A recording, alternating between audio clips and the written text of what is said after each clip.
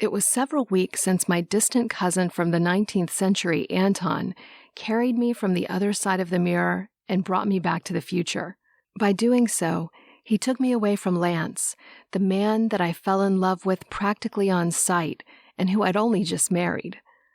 Lance had taken care to make arrangements for my potential return from the past by visiting a law firm and turning all of his estates over to me. Nora gave me the paperwork as soon as I regained consciousness after the drink was out of my system. The drink slowed down my vitals to the extent that the physicians, who lacked modern technology, were unable to detect them and therefore pronounced me dead. Unbeknownst to my enemies, while my mock funeral was taking place, I was being transported back to the future for safety.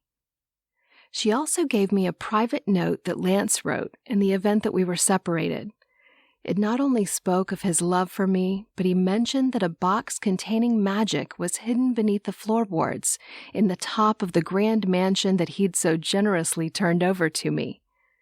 In this box, he would leave messages for me to keep me abreast of his progress in finding a way for us to safely be together again. Unfortunately, he neglected to give me the exact location of the floorboard that protected the magic box. For the first few weeks, I spent a good deal of time searching for a loose floorboard that a wooden box could be hidden beneath.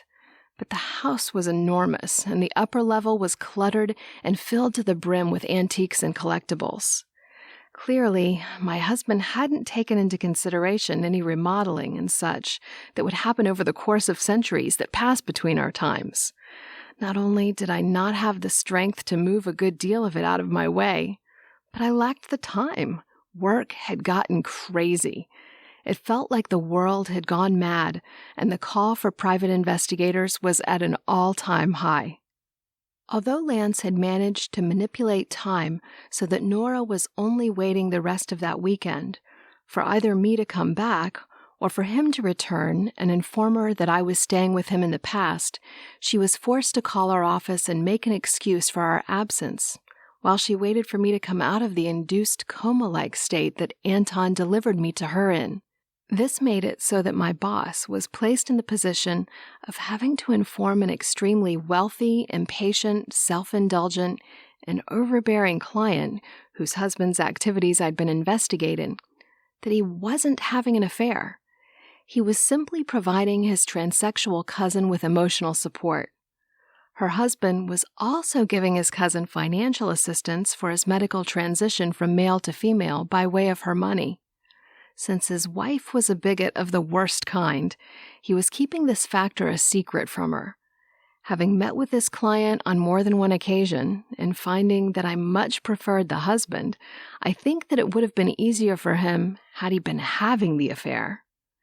Needless to say that the stomach flu that Nora claimed we'd both contracted would have been better to actually have endured than the wrath of my boss when I finally did go back to work.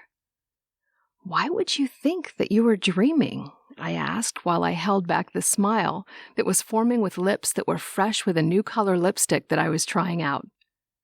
"Lance and I went to the other side of that mirror, and he came back through it in front of you, didn't he? He also said that either I'd come back or he'd come to tell you that I wasn't coming back, right? Maybe it's because I didn't expect you to be brought back by a handsome 6-foot-something Scotsman in a kilt with calf and arm muscles made of brick," she mused. "I don't know what you've been wearing that's acting like a sexy man magnet, but I want some of it. First Lance, and then the Scotsman. I can't wait to see who's next."